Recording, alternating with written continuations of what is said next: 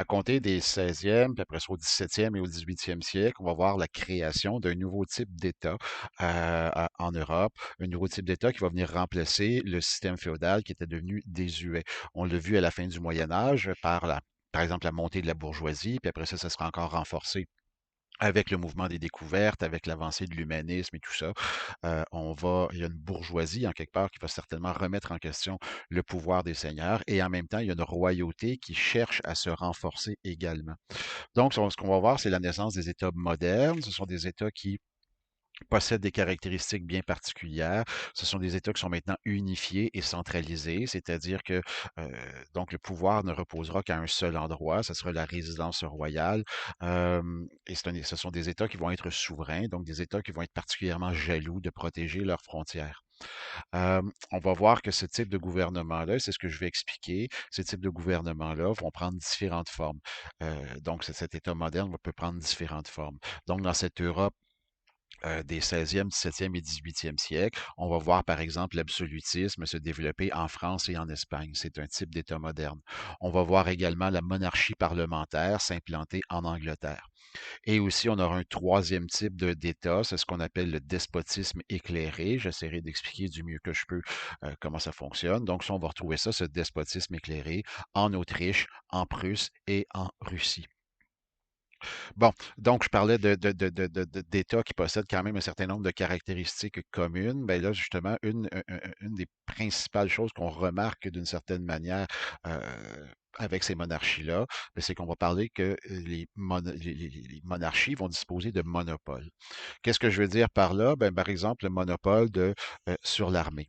L'armée va devenir une armée permanente. Elle va remplacer le service d'ost, comme on appelait, c'est-à-dire les nobles qui se mettaient au service du Seigneur, au service du roi, que quelques jours par année, quelques semaines par année. Maintenant, c'est complètement remplacé. Cette dépendance qu'avait le roi envers la noblesse pour aller à la guerre, elle est maintenant tassée. L'armée, elle est maintenant permanente.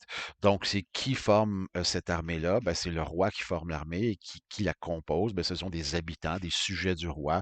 De même que parfois, on pouvait même se payer des mercenaires, c'est-à-dire des groupes armés qui se mettent au service de l'État. Pourquoi est-ce que les monarchies sont désormais capables de se payer des armées permanentes? Ben, c'est tout simplement parce que les taxes rapportent plus. Les taxes rapportent plus à cause des grandes découvertes. Donc, premier monopole, celui de l'armée. Le seul qui peut lever une armée, c'est le monarque. Deuxième monopole, c'est celui de la taxation. Alors qu'au Moyen Âge, c'est un système un peu confus où chaque seigneur pouvait lever des taxes sur son territoire. Maintenant, le seul à pouvoir lever les taxes, ben, c'est justement c'est le roi. Donc, la taxation devient extraordinairement importante dans ces États modernes pour la simple et bonne raison qu'on a besoin d'énormément d'argent, par exemple, pour avoir une armée. Et cette armée-là va assurer une meilleure protection à l'intérieur du royaume. Et l'armée aussi va permettre, évidemment, d'effectuer des conquêtes. Le troisième monopole royal, c'est le monopole sur la monnaie. Désormais, à compter de la période moderne, le roi est le seul qui peut battre la monnaie, contrairement au Moyen Âge où encore là, il y avait plusieurs types de monnaies qui circulaient parce que des grands seigneurs faisaient frapper de la monnaie à leur effigie. Donc, le principe du monopole sur la monnaie, c'est de retirer justement ces monnaies qui étaient battues par les nobles, et la monnaie royale est la seule qui est définitivement faible, qui est définitivement fiable, pardon. Donc, ça va affaiblir encore là un peu plus la noblesse. Le quatrième monopole, c'est celui de la religion. Donc, c'est celui sur la religion. Désormais, ben, avec cet élément-là, ce monopole-là va être favorisé par le fait qu'il y a eu une réforme et c'est la fin de l'unité religieuse en Occident. Et ça va permettre aux princes, ça va permettre aux monarques d'avoir un peu plus de prise justement sur ce qui se passe à l'intérieur de l'Église, à l'intérieur de leur royaume. Donc, on va voir naître littéralement des églises dites nationales. Par exemple, ben, dans le cas de la France, par exemple, ben, ce sera le roi de France qui pourra nommer les évêques et les cardinaux, alors qu'auparavant, ce pouvoir-là était réservé au pape. Donc, d'une certaine manière, quand je parle d'État souverain, on supporte de moins en moins bien une intrusion étrangère dans les affaires du royaume. Ben, définitivement que le pouvoir de la papauté, bien qu'il soit encore très grand, mais les pouvoirs de la papauté sont moins grands qu'ils ne l'étaient au Moyen Âge. Le dernier monopole, c'est celui de la justice. L'objectif était d'affaiblir le pouvoir royal, alors qu'au Moyen Âge, les grands seigneurs pouvaient rendre la justice sur leurs terres. Ben là, maintenant, l'objectif, c'est d'affaiblir justement ce pouvoir féodal. La bourgeoisie va énormément encourager cette centralisation du pouvoir de la justice. Pardon. Donc, le roi est le seul à pouvoir faire des lois. C'est le seul à pouvoir rendre la justice. Et d'une autre manière aussi, ce qui est intéressant, c'est que ce monopole de la justice est extrêmement rapporte beaucoup à l'État sur le plan des revenus, parce que la justice n'est pas nécessairement gratuite. Donc, ce qu'on voit finalement, c'est une alliance de plus en plus forte, en tout cas dans plusieurs États, c'est une alliance de plus en plus forte entre la bourgeoisie qui va appuyer la royauté. Tant les rois que les bourgeois souhaitent diminuer le pouvoir justement du monde féodal, le pouvoir des grands seigneurs, et ça va définitivement fonctionner. Donc, qu'est-ce qu'on va voir graduellement apparaître en Europe? Ben justement, des monarchies appuyées par la grande bourgeoisie. Donc, une bourgeoisie qui est enrichie par les grandes découvertes et qui donc, en conséquence, va finir que, comme je le disais tout à l'heure, que ça va finir que par enrichir la monarchie également, parce que les taxes vont rechercher plus, vont rapporter davantage tant la bourgeoisie que les seigneurs, que les monarques aussi, ce qu'ils recherchent, c'est la paix et de l'ordre après, justement, les nombreux déchirements de la fin du Moyen Âge, que ce soit les maladies ou les nombreuses guerres euh, qui, euh, qui ont littéralement ruiné l'Europe à ce moment-là. Aussi, le nouvel espace économique qui est en train de se développer à cause des grandes découvertes. Donc, c'est tout ce système mercantiliste qu'on expliquait dans les capsules sur les grandes découvertes. Mais ça rend nécessaire aussi la présence d'un État plus fort. Alors qu'au Moyen Âge, l'activité économique ne le justifiait pas nécessairement. Mais là, maintenant, ça prend un espace étatique plus fort, un espace étatique, un puissance étatique qu'on n'avait pas vu essentiellement depuis le monde romain. Donc, le nouveau contexte économique apporté par les grandes découvertes rend nécessaire la création d'un nouveau type d'État. Bon, donc là, on va y aller un peu plus en détail. Je vais vous présenter les différents types d'États, ceux que j'avais présentés rapidement au début, c'est-à-dire la monarchie absolue, la monarchie parlementaire et le despotisme éclairé. Donc d'abord, la monarchie absolue, on dit que c'est la monarchie absolue de droit divin, c'est-à-dire que le seigneur détient tous les pouvoirs. Donc, si on regarde ça d'un point de vue féodal, il est le suzerain des suzerains et il n'y a personne qui peut approcher justement son pouvoir. Au sens romain du terme, c'est comme si le roi de France ou le roi d'Espagne, par exemple, il était l'empereur. Mais surtout, quand le droit divin il est bien important ici, c'est que dans la théorie justement de la monarchie absolue, on dit que le pouvoir du roi vient de Dieu et le roi, il est le représentant de Dieu sur terre. Donc, c'est très difficile dans ce contexte-là, avec une telle définition, c'est extraordinairement difficile de contester l'autorité royale, de contester le pouvoir royal. Donc, si on regarde plus spécifiquement en Espagne, comment ça se place, comment ça s'établit l'Espagne, écoutez, c'est un cas vraiment intéressant d'étudier l'Espagne. Euh, Essentiellement, l'Espagne n'existe pas au début du 15e siècle. À la fin du 16e siècle, ce sera la première puissance d'Europe. Et au tout début du 18e siècle, ce sera un État qui va être ruiné. Donc, une montée très rapide, une descente très rapide. Comment ça s'effectue? Bien, d'abord, il faut comprendre que l'Espagne, c'est une histoire. D'abord, c'est une reconquête constante. On le sait, les musulmans, les morts, donc musulmans, s'étaient emparés de l'Espagne et avait conservé, avait habité ce territoire-là pendant très longtemps. Et là, graduellement, tout au long du Moyen Âge, les souverains espagnols vont finir que par reconquérir le territoire. Et ça va se terminer en 1492 par la reprise de Grenade. Autrement dit, à ce moment-là, les Espagnols ont complètement expulsé les musulmans de leur territoire. Donc, ça amorce une montée. Donc, on est à la fin du 15e siècle. Et ça amorce justement une remontée qui va être assez spectaculaire. Remarquez qu'on finit de reconquérir l'Espagne en 1492 et c'est l'année évidemment où Christophe Colomb a réussi à traverser l'Atlantique et va prendre pied dans le Nouveau Monde. Donc, c'est exactement au même moment où l'Espagne finit sa reconquête que l'Espagne va tomber sur des ressources extraordinaires, des richesses extraordinaires qu'elle va découvrir dans le Nouveau Monde. Et là, rapidement, ben, comme justement l'Espagne reçoit un afflux à peu près constant d'or et d'argent, donc on avait besoin, ben, l'Espagne va pouvoir se bâtir un empire colonial particulièrement riche en Amérique, en même temps que l'Espagne va commencer à s'emparer prendre contrôle de différents territoires en Europe. Donc, au milieu du 16e siècle, sous Charles Quint, ben là, on va voir justement l'Espagne devenir une des premières puissances, sinon la première puissance d'Europe à ce moment-là. L'apogée de l'Empire d'Espagne, ce sera sous le roi Philippe II, qui va régner durant la deuxième moitié du 16e siècle. Et là, à ce moment-là, l'Empire espagnol s'étend, oui, en Europe, s'étend en Amérique, mais va s'étendre également jusque vers l'Asie, s'étend également, donc, vers ces territoires qu'on va commencer à arracher aux Portugais. Et là, le commerce espagnol va devenir extraordinairement profitable. La reconquête espagnole, puis en même temps l'établissement de ce nouvel État espagnol, ben, ça va se faire aussi il y a un volet tout à fait racial. Donc, les Espagnols cherchaient justement à éliminer toute forme d'étranger. Alors, ce qui va se passer au 15e siècle, au 16e siècle, au fur et à mesure que l'Espagne reconquiert son territoire, c'est qu'elle chasse en même temps les Juifs et les musulmans de son territoire. Donc, ça, c'est un élément qu'il faut garder en tête. J'y reviens dans quelques instants. En même temps que les grandes découvertes apportent une abondance d'or et d'argent, ça permet à l'Espagne de se développer une puissante armée et ça permet à l'Espagne en même temps aussi de prendre de l'expansion en Europe.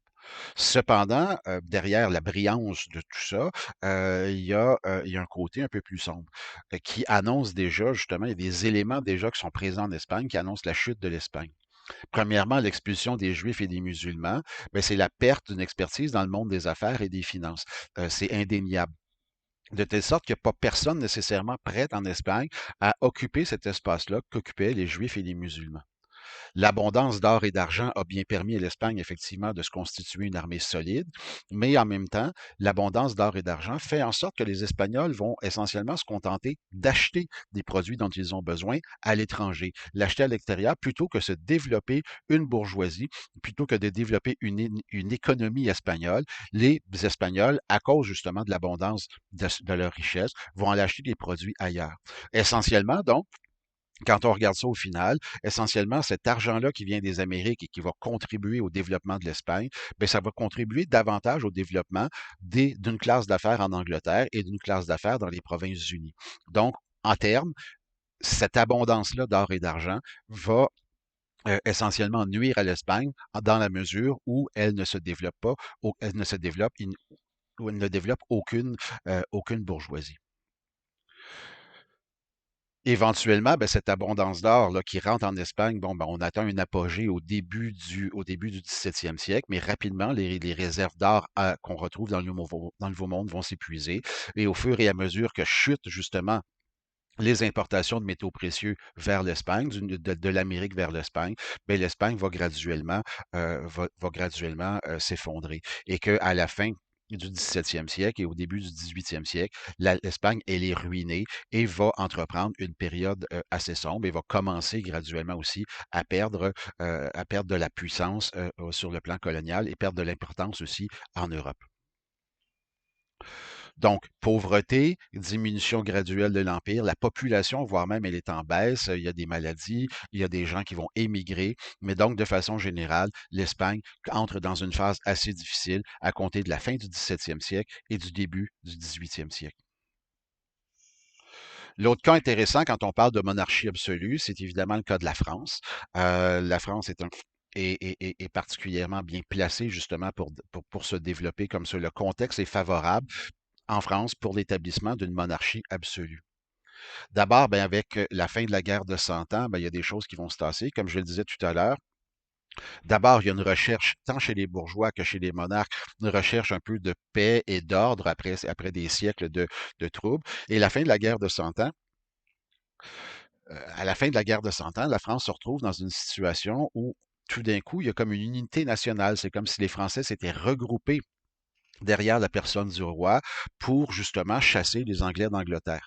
Et aussi, à la fin de la guerre de 100 ans, ben là, on a une ébauche d'une armée permanente qui ne cessera après ça de grossir. Donc ça, c'est déjà un premier élément.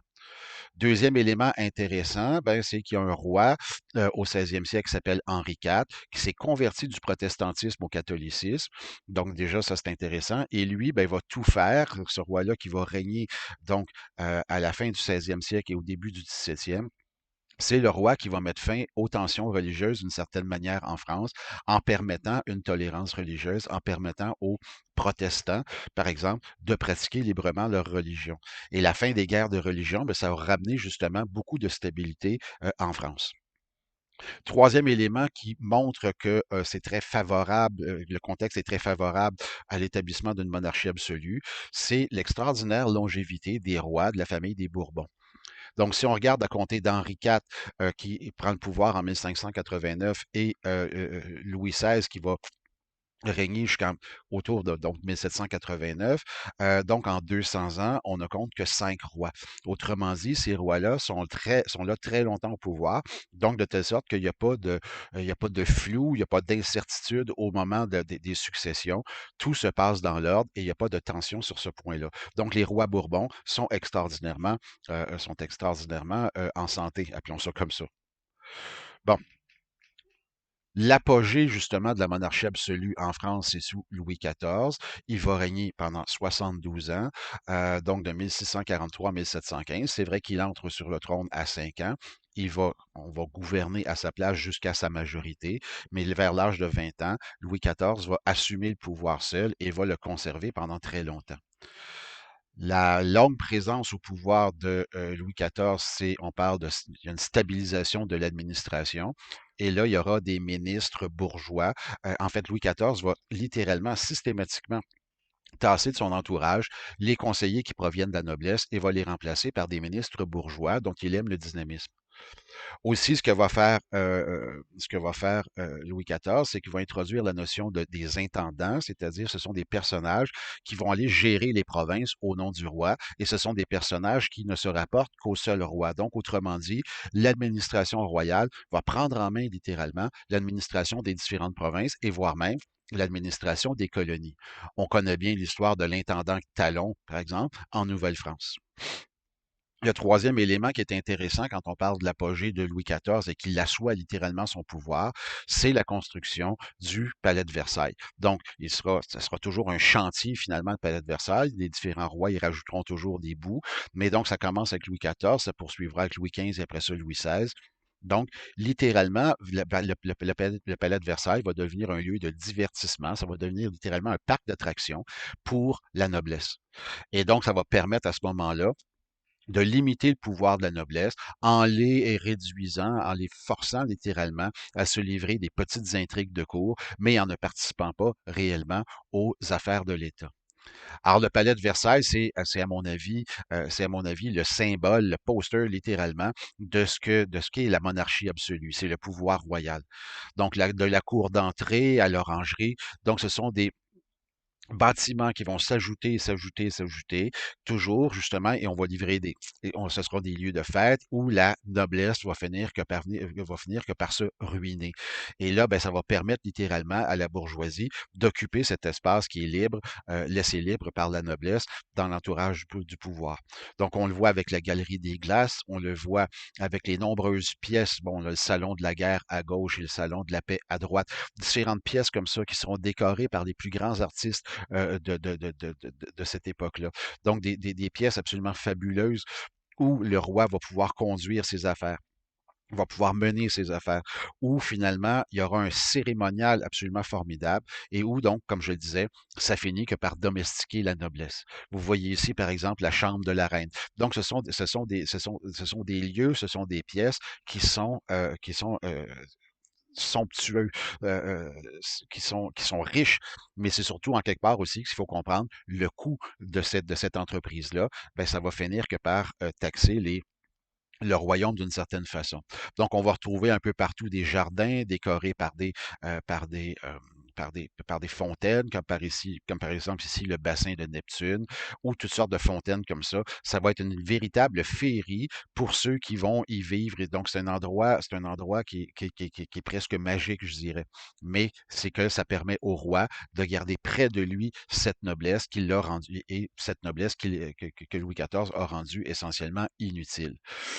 Même que plus tard, sous le règne de Louis XVI, on fera construire à la reine Marie-Antoinette un petit village, un petit hameau où elle va pouvoir aller jouer à la bergère. On va y construire de jolies petites maisons. Tout ça sur le même site. Donc, c'est un endroit absolument fabuleux Mais en même temps, quand on s'y arrête, quand on regarde et quand on a la chance d'aller s'y promener, on comprend bien quelque part pourquoi il y aura eu une révolution, pourquoi il y aura une révolution en France, parce qu'évidemment, un projet comme celui-là, ça finit que par coûter très cher. Bon, ce qu'il faut voir, c'est qu'évidemment, ce système-là, ça va amener une certaine gloire à la France, comme je le disais, sous Louis XIV, mais évidemment, c'est un système qui a des faiblesses. Premièrement, l'administration, elle est très lourde. Le pouvoir du roi, il est grand. C'est vrai qu'il a des monopoles, mais il existe encore des institutions en France qui font en sorte que ça ralentit ou que ça limite un petit peu le pouvoir du roi. Je parle ici, par exemple, des cours de justice. C'est-à-dire qu'une fois que le roi propose une loi, c'est que dans chacune des provinces de France, il y a des cours de justice. C'est pas nécessairement un parlement, mais il y a des cours de justice comme ça où il y a des personnes qui vont regarder si telle ou telle loi demandée par le roi est applicable dans telle ou telle région. Donc déjà, il y a ce volet-là, par exemple, qui rend la chose un peu lourde. Deuxièmement, c'est l'abondance des privilèges. Au fil des siècles, au Moyen Âge, au début de la période moderne, les rois ont eu tendance à accorder des privilèges à des personnes, à des villes, voire à des régions, de telle sorte que même si le roi passe telle ou telle loi, propose telle ou telle loi, ben, à cause de certains privilèges, il y a des personnes, il y a des villes ou des régions qui vont pouvoir se soustraire à l'application de cette loi-là. Troisièmement, ben, parlons de la lenteur des communications. Effectivement, les communications ne sont pas aussi développées qu'aujourd'hui, c'est pas aussi rapide, de telle sorte que quand le roi prend une décision, ça peut prendre plusieurs mois, voire peut-être une année avant que l'information se rende dans telle ou telle région. Donc ça n'aide pas non plus au pouvoir royal. La France n'est pas homogène, il faut bien le comprendre. Ce n'est pas tout le monde en France qui parle nécessairement le français. Le français est bien la langue, je dirais, officielle ou la langue utilisée dans les lois, voire même que le français est en train de s'imposer comme la langue des relations internationales, mais ce n'est pas nécessairement tout le monde en France qui parle français. Selon les régions, on parle tel ou tel dialecte, on parle telle ou telle version du français. Donc, c'est très difficile d'avoir une espèce d'uniformité. Ce qu'il faut comprendre aussi, c'est que selon les régions en France, en fait, les différentes régions de France n'utilisent pas nécessairement le même système de poids et mesure. Alors ça va nuire, par exemple, au commerce. Parce que si on se promène avec telle quantité de blé dans une région, ben, dans l'autre région, le système de mesure des poids n'est pas le même. Ça complique énormément les choses. Donc, la France n'est pas homogène. Et le dernier élément, ben, les guerres continuelles que mène la France avec ses voisins à la période moderne, sous Louis XIV, sous Louis XV, ça n'arrête pas. Les guerres continuelles font en sorte que ça coûte très cher. Le faste du régime, comme je le disais tout à l'heure, pardon. Donc, juste la vie de cour à Versailles, ça coûte effectivement très cher.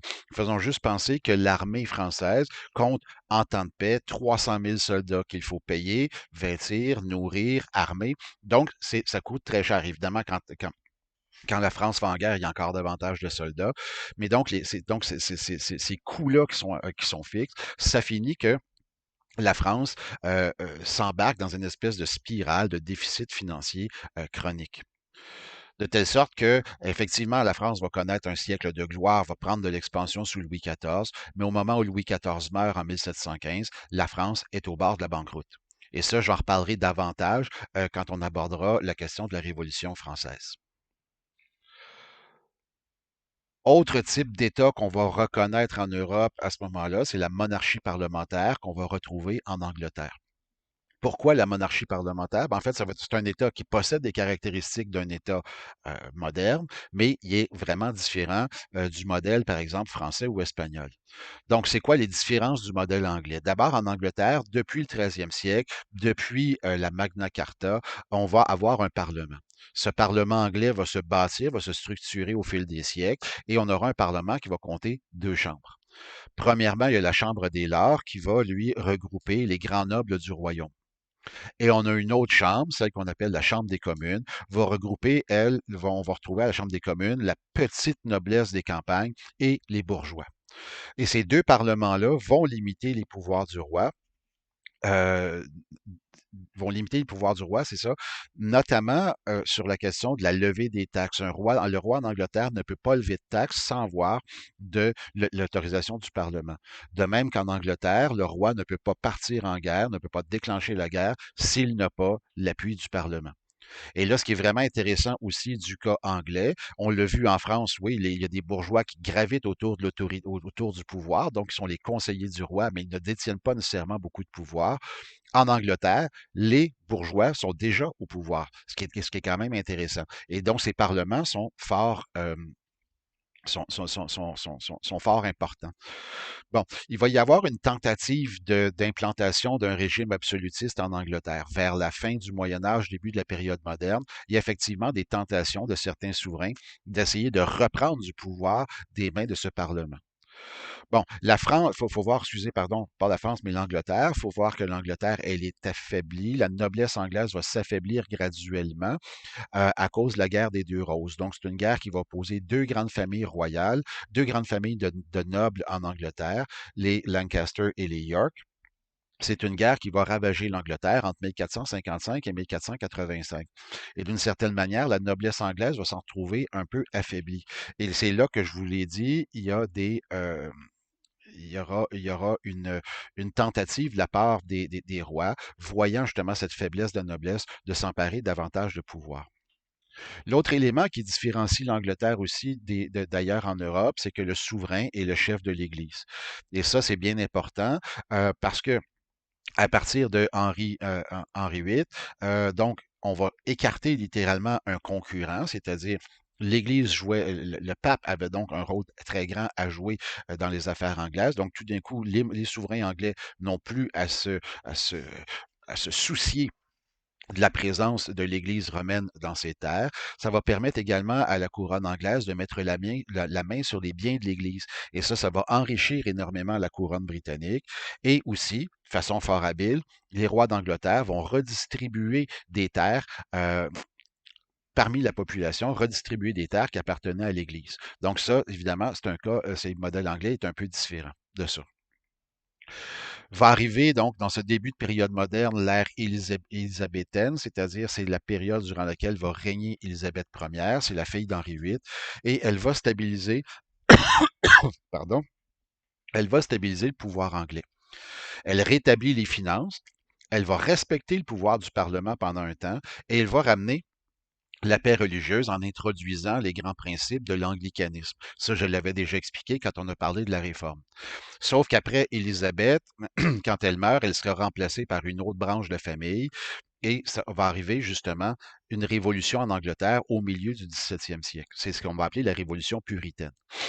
Donc, les successeurs d'Élisabeth Ier, ce sont Jacques Ier et Charles Ier. C'est la dynastie des Stuarts. Et dans cette première moitié du 17e siècle, ces deux rois-là vont littéralement tenter d'écarter le pouvoir du Parlement, particulièrement Charles Ier, qui est assez irritant justement pour les sujets anglais, dans la mesure où il est catholique et il souhaite instaurer un système absolutiste. Et que Charles Ier va tenter, lui-là, de gouverner sans l'appui du Parlement. Charles Ier, entre 1629 et 1640, va tenter de gouverner sans Parlement, ne convoque pas le Parlement et va essayer de prendre les décisions lui-même et va essayer d'implanter comme je le disais, un régime résolument absolutiste en Angleterre.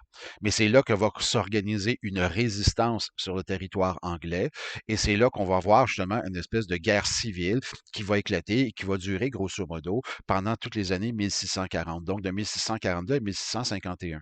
Donc, on va voir s'affronter ceux qu'on appelle les têtes rondes. Donc, ce sont des partisans de la révolte. Ce sont des individus qui se portent les cheveux très courts et qui ne portent pas de perruque. Donc, on les appelle les roundheads, les têtes rondes, et qui vont affronter les cavaliers qui sont les partisans du roi.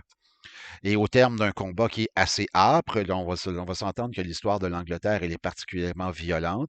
Ben, au terme justement de ces combats-là, ben, on va finir que par d'abord mettre la main sur Charles Ier et l'exécuter. Et après ça, ben, s'instaure justement une dictature puritaine, c'est-à-dire une dictature qui va être menée par un individu, le leader des Têtes rondes, Oliver Cromwell, qui va se proclamer l'ordre protecteur de l'Angleterre. Et très rapidement, ben, on va créer ce qu'on appelle le Commonwealth.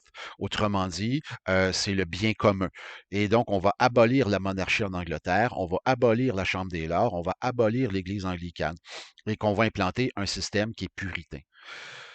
C'est un peu brouillon, il y a des oppositions à ça. Cette dictature va durer quelques 5 ans et en 1658, quand Cromwell va mourir, ben là, il y a comment je pourrais dire, il y a des têtes un peu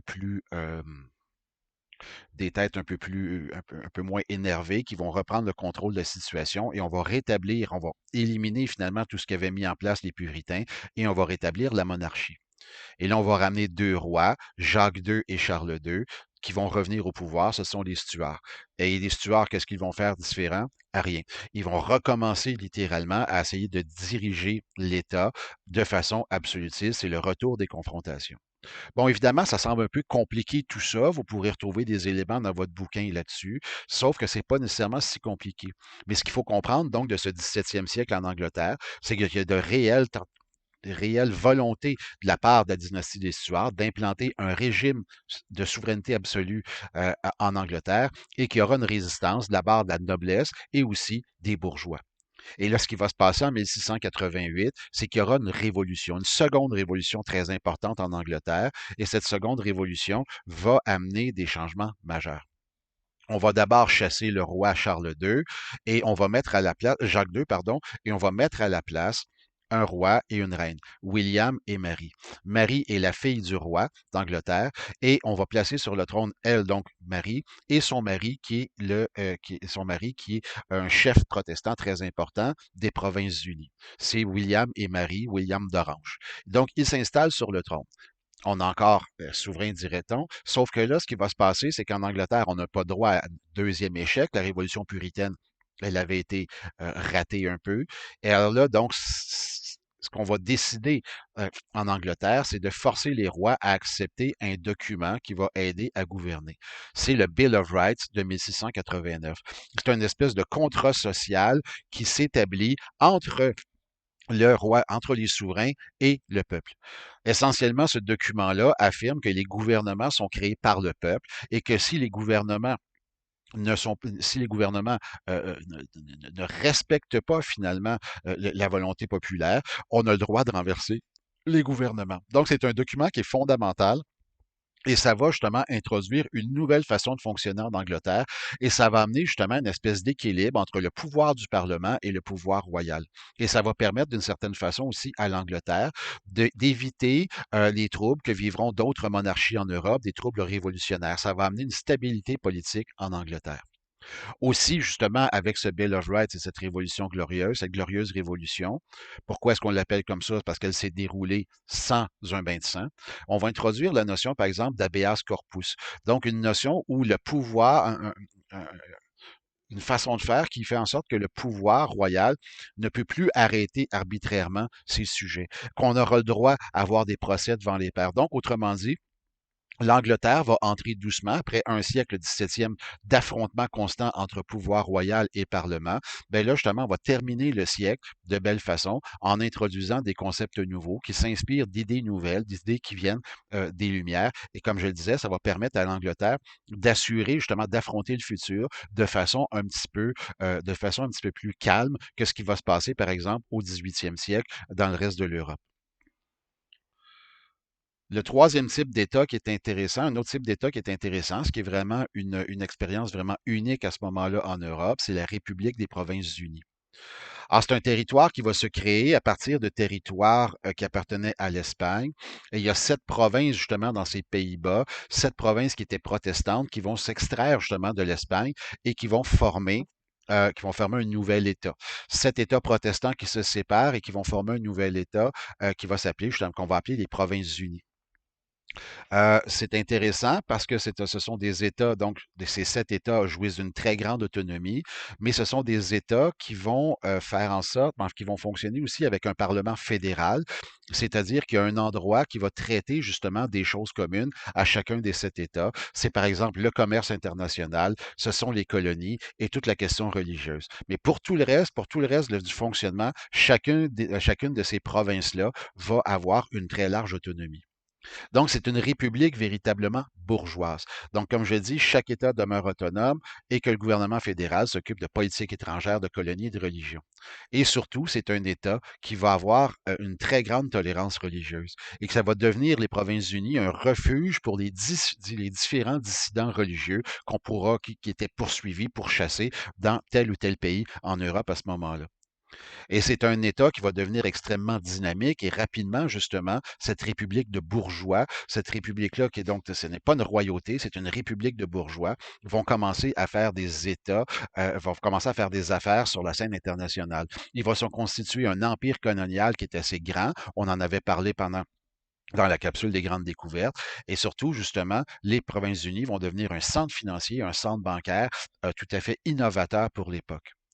Mais éventuellement, bien évidemment, c'est un État qui ne compte pas une grande population. Donc, les affrontements, notamment sur la question coloniale avec les Français, avec les Anglais, vont finir que par épuiser cet État-là. Et donc, ils vont perdre justement leur colonie au profit de puissances plus grandes que sont, par exemple, les Français et les Anglais. Mais l'empire colonial, il est quand même costaud. Dernier type d'État moderne, c'est le despotisme éclairé. Despotisme éclairé qu'on va retrouver à différents endroits en Europe, donc en Autriche, en Prusse, en Russie.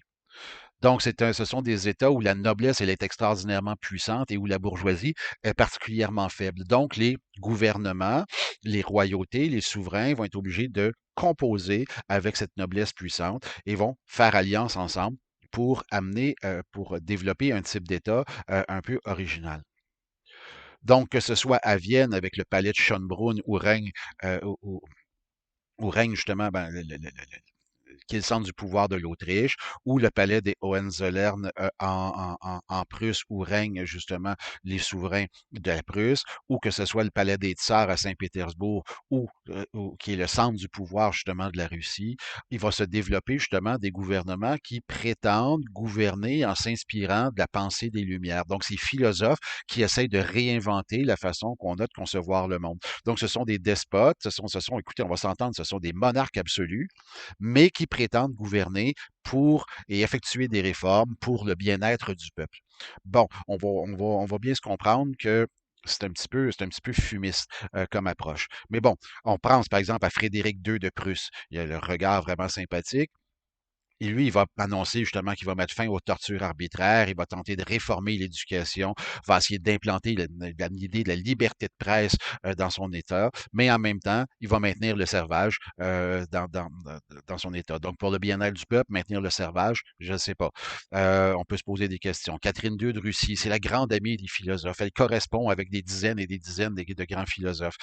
C'est formidable. Elle met fin à la russification forcée, donc autrement dit, forcée à apprendre le russe à ces différents peuples qui composent la Russie. Elle met fin à ça. Mais elle aussi, elle maintient le servage. Donc, il faut comprendre, bien-être du peuple, on peut se poser des questions. Celui qui était peut-être le plus convaincu de ces despotes éclairés, c'est Joseph d'Autriche. Il va abolir le servage en Autriche, il va accorder la liberté de culte, il va effectuer toutes sortes de réformes, il va encourager les arts, notamment Mozart.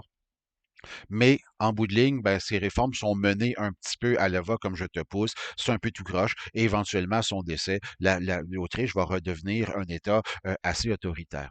Donc, c'est une expérience qui est intéressante, despotisme éclairé, mais ce ne sont que, je dirais, que des monarchies absolues un peu déguisées. En bout de ligne, tous ces États-là, ces différents types d'États, je le disais au tout début, ils sont très jaloux de leur souveraineté et ça ne peut pas faire autrement que d'amener des flamèches et qu'éventuellement, ben, il y aura des conflits entre les différents États. Mais en bout de ligne, il y en aura un conflit qui sera vraiment plus marquant que les autres. C'est à la fin de la période moderne. C'est la guerre de 7 ans. Donc, la guerre de 7 ans, on l'appelle la première véritable guerre mondiale. Pourquoi? Parce que pour la première fois, va se battre à l'échelle de la planète. Ça commence comment? Ben, ce sont des conflits territoriaux et là, on va voir des alliances se former. C'est la Russie, l'Autriche et la France qui vont s'allier contre la Prusse essentiellement et l'Angleterre. Et là, les combats vont se dérouler, oui, en Europe, mais les combats vont aussi se dérouler partout où ces grandes puissances possèdent des colonies, notamment en Amérique du Nord. Cette guerre de 7 ans qui était amorcée en Europe, peut-être d'une certaine manière, a été amorcée en Europe à cause d'un conflit entre Français et Anglais en Amérique du Nord en 1754. Et là, ben, ces tensions-là guerre-là qui se développe, ben, vont finir par faire éclater le conflit en Europe. Donc, partout où les Français et les Anglais, qui sont les deux principaux protagonistes, partout où les Français et les Anglais ont des possessions, il va y avoir des affrontements. Donc, c'est une guerre véritablement mondiale. Donc, la guerre s'étire pendant très, très, très longtemps, pendant 7 ans, et il va faire plusieurs de centaines de milliers de morts. Mais la guerre va se terminer comment? Va se terminer par le traité de Paris de 1763. Et c'est vraiment ce traité-là qui, notamment, va faire en sorte, c'est par ce traité-là que la France va abandonner tous ses territoires en Amérique du Nord et que la vallée du Saint-Laurent va passer aux mains des Anglais. Mais c'est vraiment le traité qui va marquer l'affirmation de la puissance de l'Angleterre, qui va devenir la première véritable puissance du monde et va demeurer la première puissance du monde jusqu'à, à tout le moins, la Première Guerre mondiale. Et c'est un traité aussi qui va faire en sorte que on va trouver une espèce de point d'équilibre en Europe et on va essayer d'éviter justement des guerres extraordinairement coûteuses comme celle-là. C'est une guerre qui aura des conséquences importantes, notamment on va le voir justement dans une des prochaines capsules, la façon dont l'Angleterre va gérer son nouvel empire colonial en Amérique du Nord, ben, ça va amener justement des tensions dans ces 13 colonies que l'Angleterre possède en Amérique du Nord et ça conduira à terme à la Révolution américaine. Donc, c'est un petit peu ça, justement, ces États modernes, de manière qu'ils fonctionnent. Donc, ce qu'il faut voir, c'est vraiment l'apparition de puissances étatiques vraiment très grandes, avec des pouvoirs très, très, très importants également.